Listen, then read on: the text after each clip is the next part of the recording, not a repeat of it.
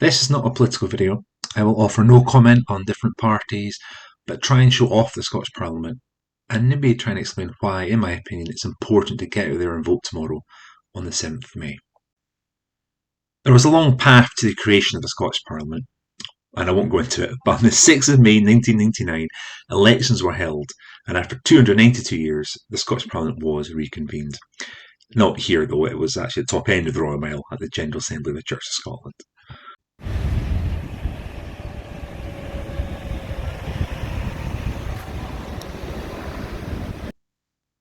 7th of May 2026 will be the 7th election to the Scottish Parliament, and if polls are to be believed, things strangely, bizarrely, will kind of stay the same but also look very different. There's probably going to be a new party sitting in there, Reform UK, but the Scottish Parliament has also had smaller parties. The Greens have been there since the start, and once upon a time the Scottish Socialists were a force in parliamentary terms. And the Parliament was designed to be proportional. It's meant to be less combative in Westminster, where parties are forced to work together to find consensus. I'll leave you to decide if that has happened, or if not, and if not, who the blockers to that are.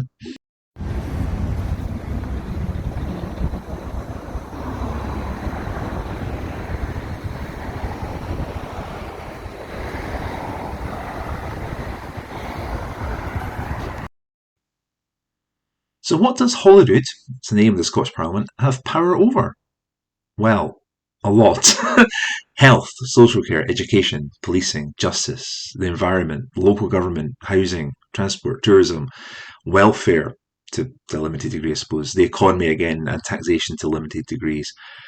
It controls pretty much daily life in Scotland as we know it. Now, there is an argument that post-Brexit, the UK Internal Market Act has made it slightly harder for devolution, slightly harder for Scotland and Wales to diverge from Westminster, maybe going against the spirit, shall we say. But it's up to parties to be bold, of any colour, to be bold and try and make Scotland the best place it can be.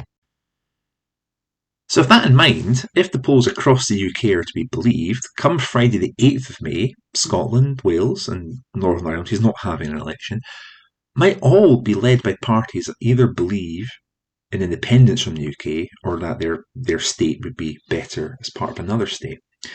That, of course, doesn't mean the UK will simply split up immediately. But despite what maybe the mainstream media in England might think, there will be strain on the very existence of the UK like never before. So that is why this election is important. Whatever your opinion on health, education, social care, taxation, these things, but also your opinion on the very future of Scotland, that is why your vote matters, because this will reflect to the world what Scotland thinks and the direction it wants to take. Well, enough about my ramblings. What about the building itself? Well, it was designed by Ernick Morales, who actually died before he got to see it. At first, I think it's fair to say the building did come into a lot of criticism, costs for one, as always seems to be the case.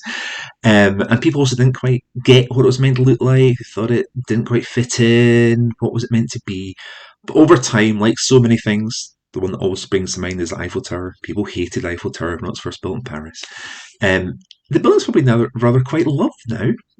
To me, if you're standing on top of Carlton Hill and you look down, it does look like, upturned fishing boats. It looks pretty spectacular. And inside it is absolutely amazing. And they do free tours, so if you ever get the chance, just go. The building inside looks completely different to the outside. It's unbelievable. Scottish materials were used, granite, wood in abundance as well. The shapes are meant to blend into sort of the natural landscape. And you know what? I think, unlike a lot of other buildings in Edinburgh, which I can think of, the older it gets, the more it sort of blends into its surroundings. I think it's kind of worked. My favourite part, though, by far, is the Canongate Wall at the Scottish Parliament. It goes up sort of the Royal Mile side, and it features 29 stone-carved quotations from Scottish poets, thinkers, historical figures, these kind of things. And there's space for more, so it can be added to.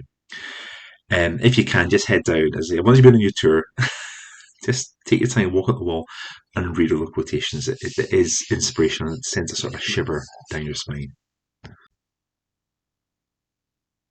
My favourite quote on it is from Alistair Gray. Now, he credits this to actually Canadian poet Dennis Lee, who says he paraphrased, but I think it's my favourite quote of all time, actually. Work as if you live in the early days of a better nation. And I can't think of any better advice than that. So, if you've not voted yet, go and do it.